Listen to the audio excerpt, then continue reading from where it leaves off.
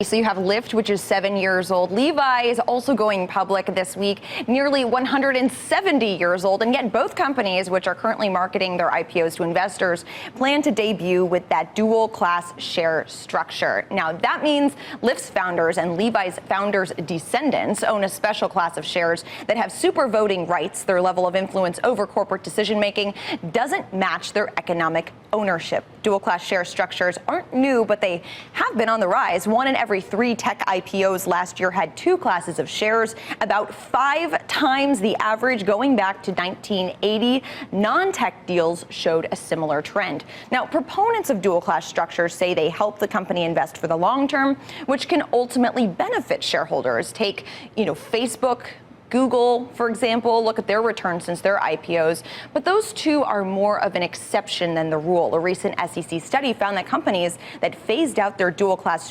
structures with sunset provisions were given a premium to their book value when compared with companies with perpetual dual class structures. And that's why investors like Paul Singer in an op-ed this week, as well as several large pension funds and the Council of Institutional Investors, have all been pushing Lyft specifically for a sunset clause or a single class of stock, guys. No reason to think that Google and Facebook had success because of their dual class. No, they were the exception. Correlation is not causation. I mean, they had exactly. pretty good businesses behind the dual class structure. I wonder if it. Although.